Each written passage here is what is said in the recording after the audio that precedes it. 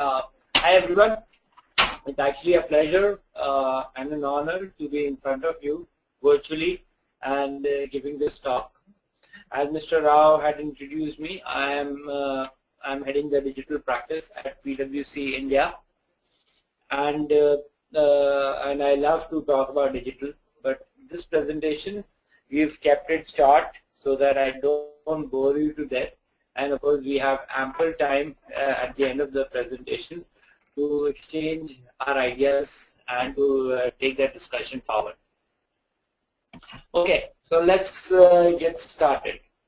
So here's the agenda. As part of GoDigital, we are going to understand what is digital transformation, what are the key trends, the industry challenges, and how can we be part of the digital transformation. Just to quickly get started, I mean, this whole seminar is actually we are already participating in the digital transformation. I'm in this room where I can't see anyone, but I know there are quite a few folks listening to this talk digitally. I mean, in the traditional world, you guys probably would have come to an auditorium or somewhere to hear me out or hear this lecture out. But in this case, in this digital world, we actually are approaching you guys. We are coming to you because we obviously care about your productivity, your efficiency. We want you to be able to do your work that you're expected to do, but also learn a few things about the new trend of digital transformation. So let's start a digital transformation. What happens? So in the old world, and like this is really old, like 10 years back, supposing I wanted to sell a product, I would actually come up with the product, then I would create a store around it, I mean a physical brick and mortar store around it. I'll probably do some advertising, and I'll expect that people will come to me and buy the products if they like the product. Of course, all this takes a long time, and but the focus was on efficiency rather than innovation. And if I had a good product, the barrier for competition was pretty high.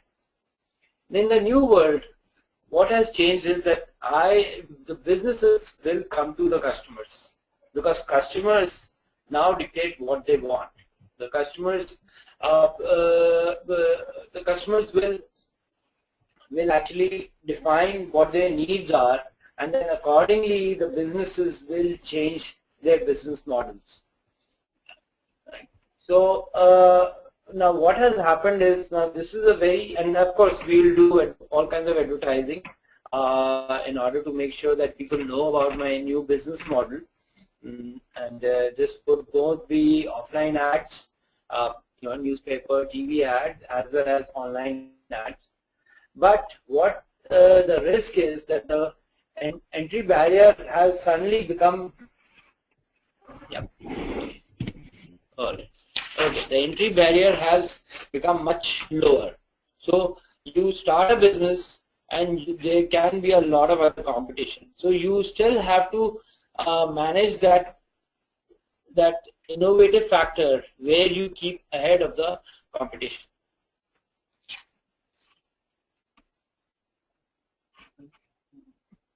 All right.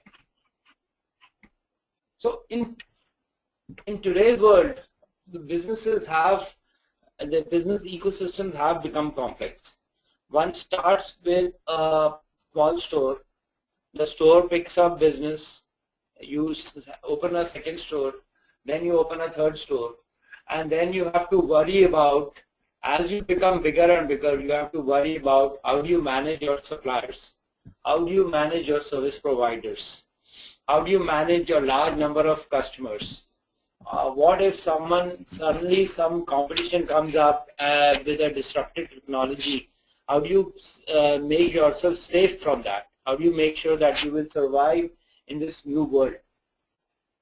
So technology definitely helps you with a lot of it, but that is not digital. you need technology in order to support your business.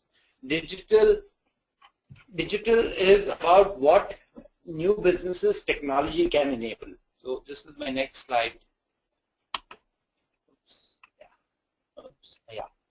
So it's what do I mean by digital transformation?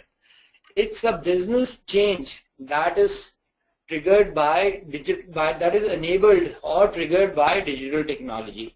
Let me give an example. So let's say you have one has a small shop where we are selling airline tickets. Now suddenly you say, well, the demand is good, but I want customers to be able to, I mean, this is a very old idea, most of you would be familiar because you would be booking your airline tickets through these online agencies. But, if I go back 5 to 10 years, this was the thinking. And we'll come to what is the thinking now. So, don't think that I'm just talking about something that is 5 or 10 years old. But I'm just giving you a scenario, just for the benefit of the entire audience, that I'll say, okay, I want customers to be able to buy tickets at any time and for anywhere.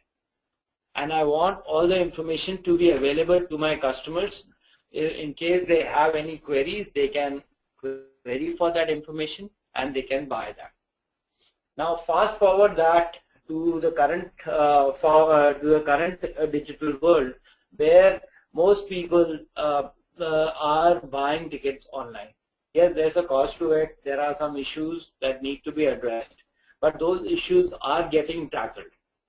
So this is what the change was, that I wanted my business to be available all the time, 24/7. I wanted all the information about my business to be available to the users all the time. So this was the change, and it was enabled by digital technologies.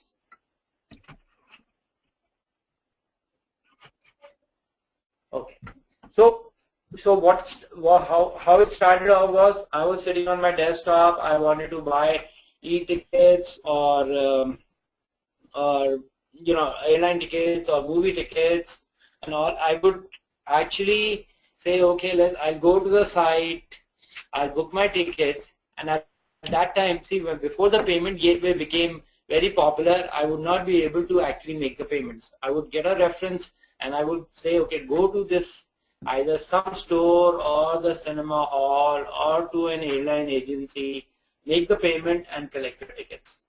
Now all that has of course evolved with the payment gateways becoming more and more secure. So right now I am able to buy my tickets and my and do my shopping online and make all the payment. Yes, a lot of service providers are doing a cash on delivery, but a lot of customers are also paying online just to make sure that they have finished the transaction and the goods will get delivered to them. Okay, so this is the way the business was a few years back, and then mobile devices started becoming more and more powerful. People started saying, okay, why can't my mobile device act as if it's a computer? So then people started thinking of providing services on the mobile. So this has become an integral part of digital transformation. Whatever one does, one has to make sure that it's available on multiple channels. It is available through your desktop, it is available through your mobile phones, it's available in your online store, it's available through your call center.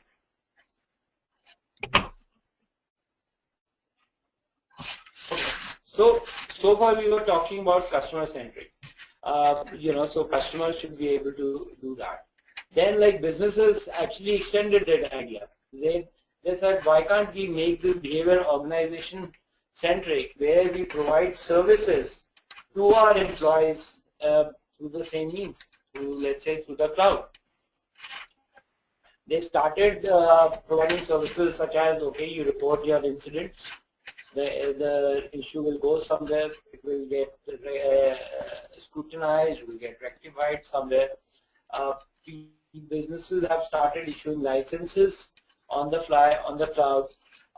We have started provisioning for services and updates. So I'm sure a lot of you have seen all the updates coming to your machines automatically. And of course, newer HTML5 apps, and of course the App Store. App Store is there on the cloud, and we have app stores for Android, we have app stores for iOS, and a lot of other app stores from where you can download applications and start using them straight away. So what has the evolution of digital transformation has happened from, let's say, desktop to mobile phones to enterprises.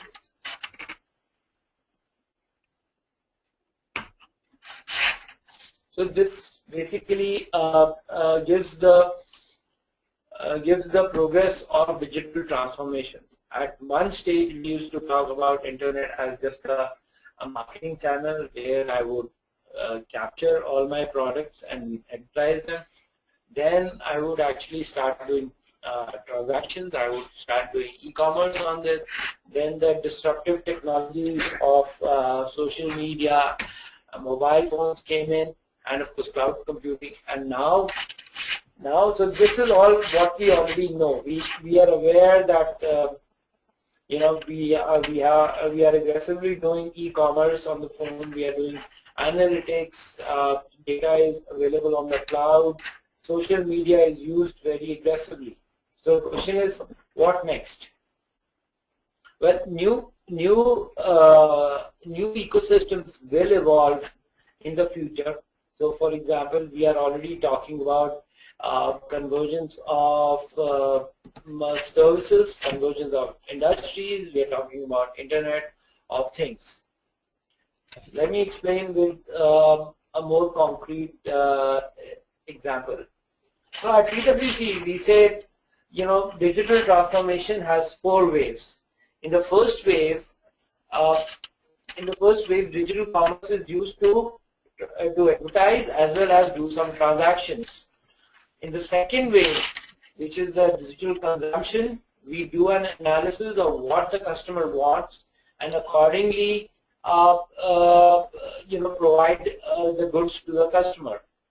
Now in the third phase, people have started using social media for actually understanding what is good for them or putting across their complaints. Now, so what happens is in the social media? So once you are on the social media, one has to make sure that your digital identity is protected, that people do not misuse all the information that you've provided, let's say at the time of registration. So we have to really worry about digital our identity in the third phase. And what is the fourth phase? Fourth phase which is going on right now is when we become service oriented. Our consumption is service oriented. So we might take an example. We might say, okay, we want some print services, and that is available on the cloud. We want Internet of Things. You want and by Internet of Things, let me give an example. Let's say you're getting very late. You're stuck in a traffic jam, and you're getting late for watching an IPL game. Now, what happens is that you basically send a message across to another machine saying, okay, please record this match for me. I've heard that there are devices which will enable my ACs to be switched on when I'm close by. So when you reach home, your house is already cool. So this is what I mean by convergence of devices, conversion of services. Now we are going beyond a single service.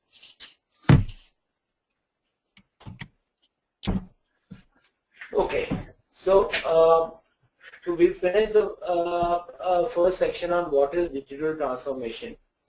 I've actually purposely kept it very simple because firstly, I don't want to bore you, and secondly, we are part of the digital transformation in a different way, in many different ways.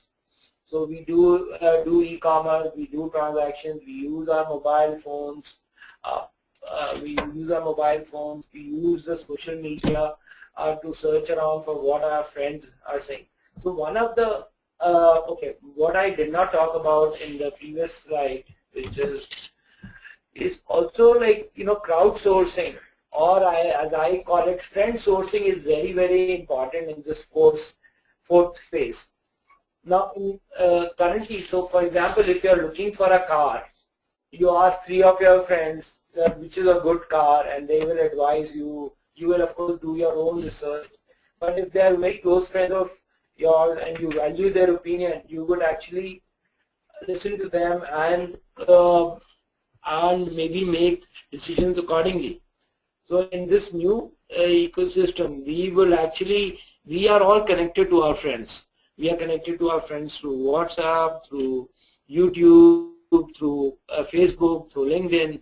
So if, for example, if I'm looking for a car and I suddenly find that 2 of my friends have bought similar cars, then I would definitely say, okay, maybe like, if my friends have bought it, then this is a good car for me to buy. Okay, so we move. So this is what we call digital transformation at PwC. Now, what are the key trends which are driving this? Now, you must. So some of the key trends, of course, are social media. Social media was very, very disruptive in the way we used to think digital. Suddenly, people were very, very vocal on the online channels. Suddenly, we had to make sure that all the concerns that are being expressed on the online channel are being addressed and in a proper way, because God knows how many people, let's say I say something negative or even something positive, I have no idea how many people are reading that and making their opinions about it based on what I have said. So yes, I need to be careful, and yes, and we'll cover a small aspect about this slightly later on in the presentation. Channels and online. So my digital experience has to be available in a consistent manner across all channels. Whether I am on my desktop, whether I am on my laptop, whether I am on an iPad, whether I am on my phone, I need to get the same experience, and I should be able to actually combine all these different channels together in a smart way. I can do part of my transactions, let's say, on my mobile, rest of it by going to the store and then coming back and doing it on my desktop. So there has to be a seamless integration between different channels.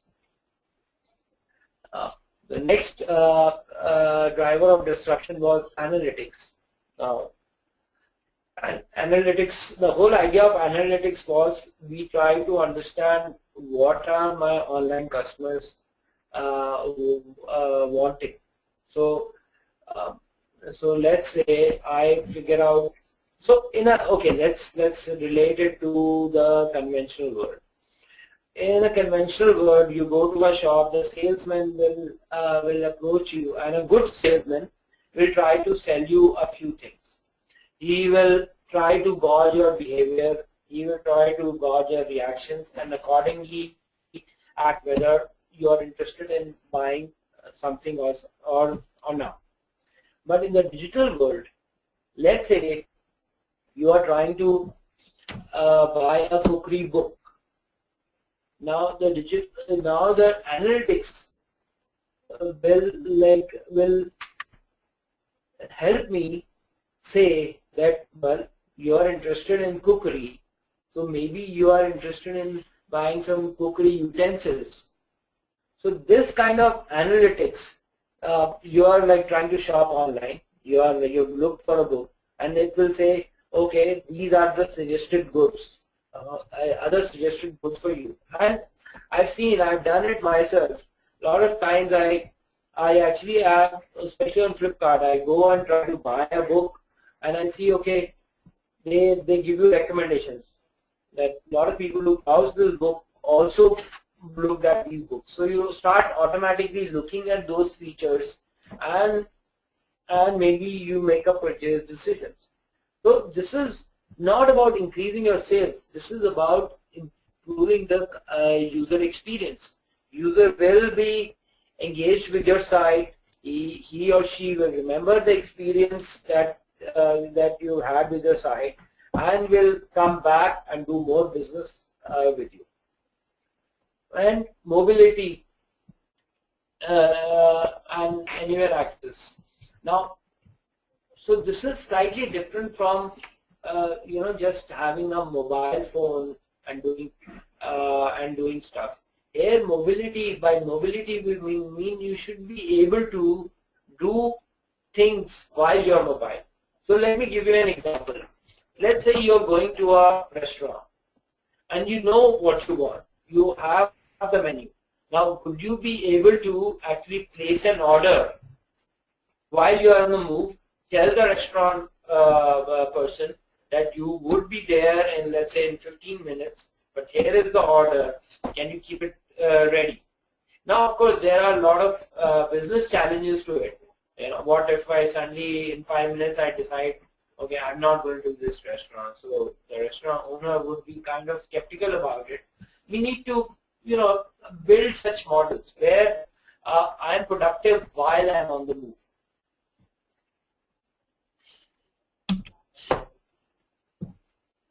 So social, as I said earlier, social trends is more than just Facebook or Twitter. It's about people expressing themselves, people, about marketing, about sharing information with each other, about crowdfunding, and as I said, friend sourcing. Because if you hear something from your friends, if you see something online that your friends are doing, you would definitely be interested in it. And of course, enterprises are taking this to a different level, where they are saying, okay, I'm going to provide all the knowledge to my employees through the social media or through the cloud, and I will encourage my employees to provide information on the cloud. So that's why the blogs are coming up in such a way, because companies are encouraging people to actually blog their thoughts, blog their suggestions, and blog their ideas.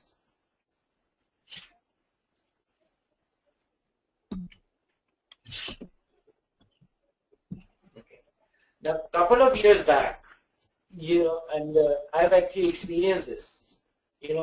When we would get a new device, we would think, oh God, another new device, another new platform, another size of the screen. Then I would like say, okay, how will I develop a mobile application across such a diverse application and across diverse operating systems? How would I make sure that I'm complying with the law and I'm not breaking the law, and I'm actually protecting the data that my users are trusting me with? How do I make sure that I have a policy across multiple devices? So what is my device policy? Can I bring my own phone and do some transactions, official transactions, using a phone, using my tablet? And finally, the question was, okay, because it was such an evolving technology, where would I find people who would do this work for me? Now, as digital transformation is taking place, the concerns of the technology leaders has changed. So right now is so it's become more customer focused. Earlier, let me go back up, it was about how would I implement this whole thing. Now it's become more customer focused. How do I use multiple channels to make sure that the customer is more engaged with us? How does the Internet of Things, the example that I gave earlier, affect my productivity? How do I make sure so people still do not trust trust their data that they send across mobile phones? How do I make sure that the data that is sent across a mobile phone is secure? How do I make sure that mobile and the cloud are merging together, so people are able to transact on the cloud and use the cloud-based platform? How do I make sure that my customers are kept happy, that I provide a mechanism to provide them with an efficient response time for their queries? Because if I do not provide a good response, they would go out to the social media, say a few things, and that can affect my business in a significant way. Because one person can write a bad comment and 1,000 people will read that comment and make their decisions accordingly.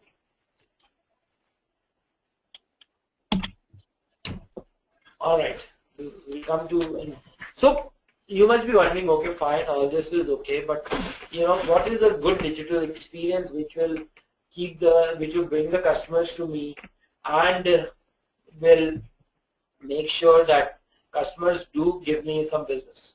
So first and foremost is my digital experience needs to be really, really simple. When people come to my site, it needs to provide that information in a really, really simple way. I don't have to do anything complex, and it should be self-explanatory, and it should be consistent across multiple devices. Okay. Secondly, second part of a good digital experience is it should be connected. So there will be points where it needs to go out, get that information. I don't want to say, the users don't want to say, okay, well, come back later and I'll give you this information. We need to be able to provide all the information to the users in a very, very consistent manner. Okay, immersive. What do I mean by immersive? Means the customer should be completely engaged with the platform, with what the user is doing on the platform. It should be so good that the customer is digging deeper and deeper for what they are looking for. It's like playing a game. So you are playing a game, you are completely immersed in it. It's the same thing about digital experiences. You come to a site, you find some experience really good, and you keep, and while you may or may not make a digital transaction, but you look at 100 other things, and this is the experience you will remember. You will talk about it with your friends, with your family, and you will come back. And maybe, hopefully, you will bring some transaction. It has to be interactive,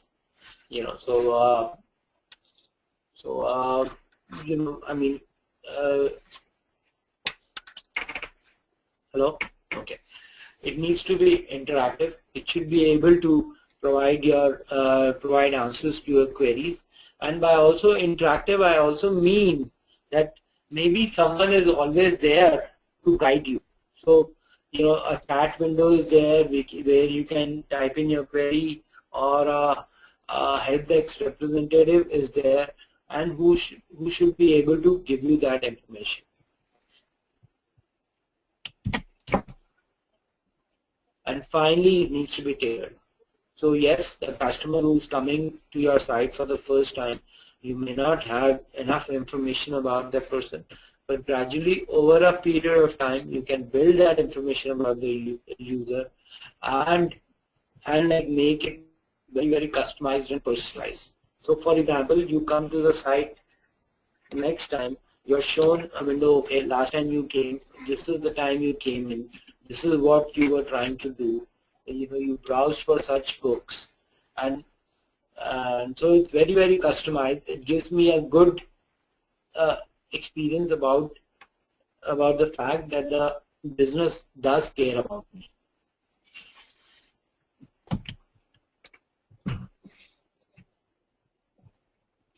Okay, we will move to the next agenda, which is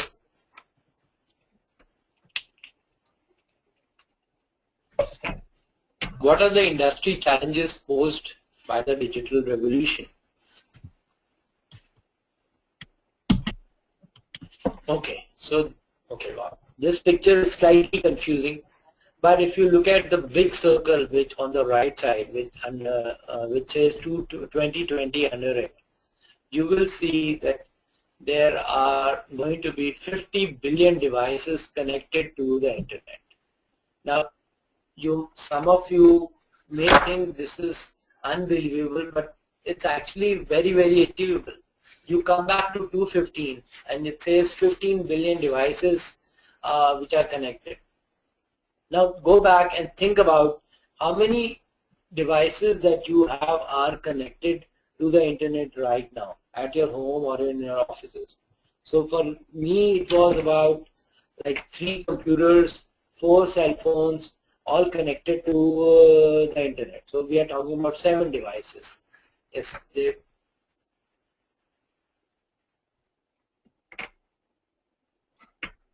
so yes, the population is in 2015 will be 7.2 million, but it doesn't mean everyone will be connected. And if everyone does get connected, then of course this outer circle of 15 billion will be far bigger. But let's assume certain portion, certain section of this population will be having devices which will be connected to the internet, and each connected person will, on an average, have certain number of connected devices, and that's how we came up with this number of 15 billion devices in 2015 and 50 billion devices connected in 2020. So we are talking about a lot of people being connected to the internet, trying to use the internet for various purposes, and we have to basically understand that this is both very complex as well as a challenge, and as well as an opportunity for all of us to make a difference on the digital world. Now, so what are the industries that are getting impacted by the digital transformation? Almost every industry. So we are talking about health, we are talking about the government, we are talking about financial services, we are talking about retail, entertainment and media. Specifically, let's say entertainment in media, I want on-demand movies, I want real live telecasts. In the health side, I want consultant, a doctor to be available on call. So I call up certain number and I would be able to get medical advice. In the government, where there's a lot of initiative on e-governance and m-health, all the processes are being moved online, and to help us make things to make it convenient for users.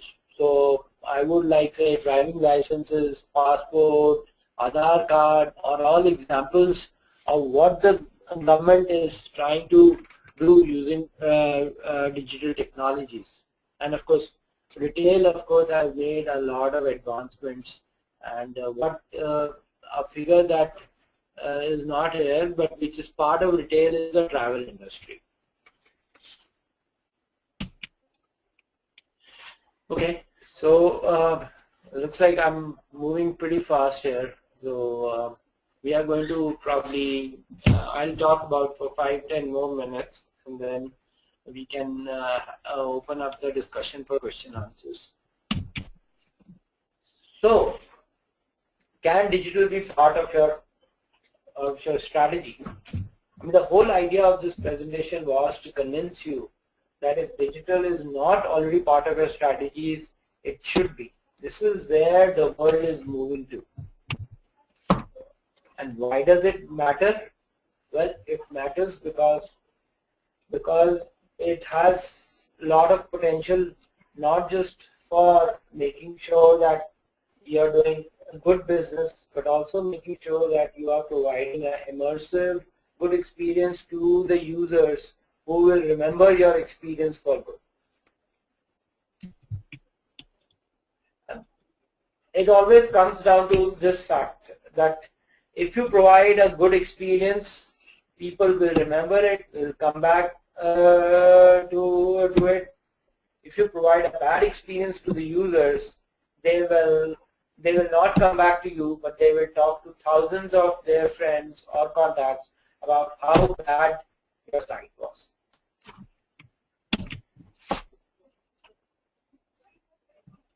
So how do we drive the profitable growth in this digital world?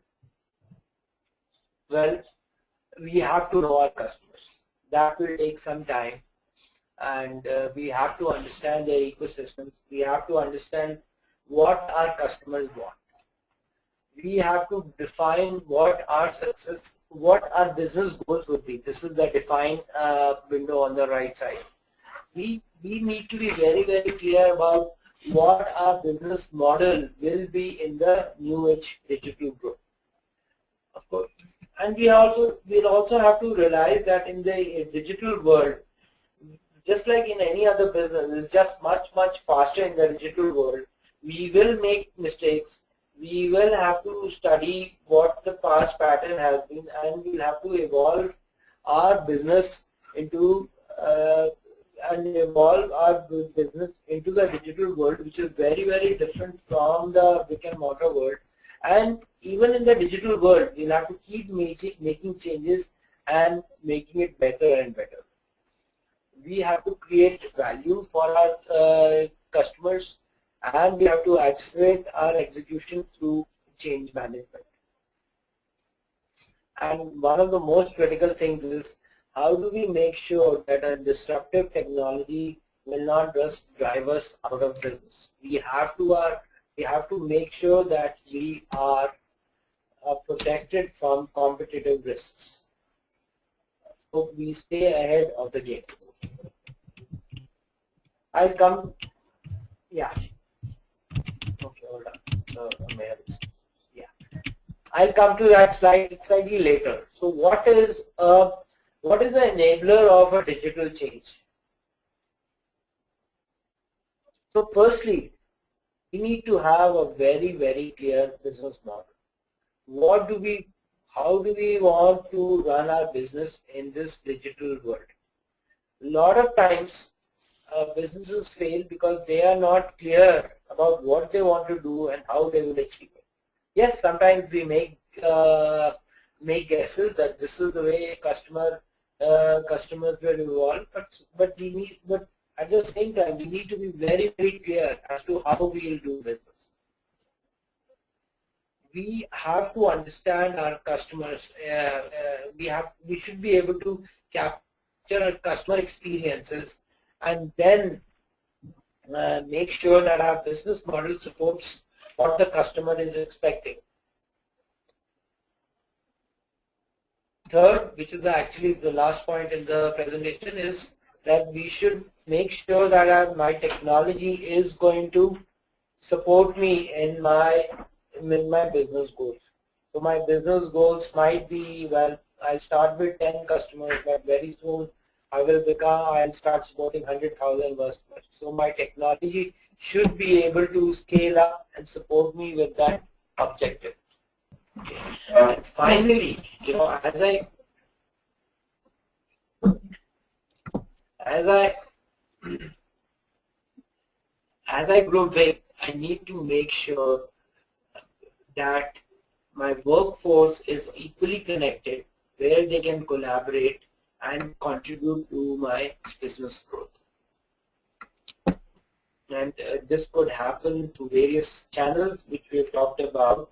It can happen through my mobile device. It can happen through my desktops. It can happen through my virtual workforce. Okay. So now I come to a very, very important point about this disruptive digital transformation, and which is like digital trust. This is a very, very important issue in the digital world. We have often, I'm sure a lot of people have discussed it amongst themselves. How do I trust this guy? How do I make sure that the information that is being provided to me is trustworthy? And this is what we mean by digital trust. And as we grow, as you know, and I showed you, there will be 50 billion devices connected to the internet on in 2020. As we have so many devices, how do we make sure that people will have trust in us? What do I mean by building trust? It means that I will have the confidence in my security. I will be able to secure. I'll keep your data securely with me. I will make sure that your data is not stolen. I'll make sure that my systems are robust and stable enough to take care of my needs. I'll make sure that my IT risks are covered, and I will also make sure that my digital transformation is continuous, which means that customers will come back to me if they believe that as new technologies come in, as the paradigms change, I will be able to, and my business will be able to evolve with it, and I will be able to provide better and better user experience to my customers. So it's a, the trust framework it takes time to build. So let's say you are trying to do some transactions on Flipkart. Flipkart has already built their trust with a lot of people at least.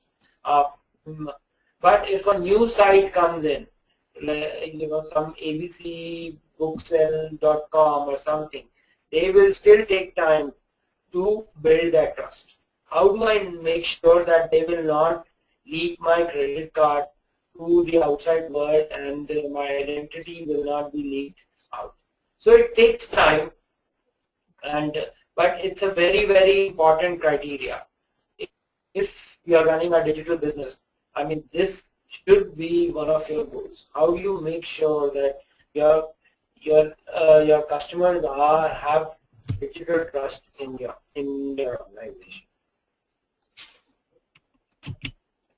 Okay, so I come to the end of this presentation, and as I said in the beginning, that I'll keep it short, and hopefully I made some sense to it. But I'm here to answer.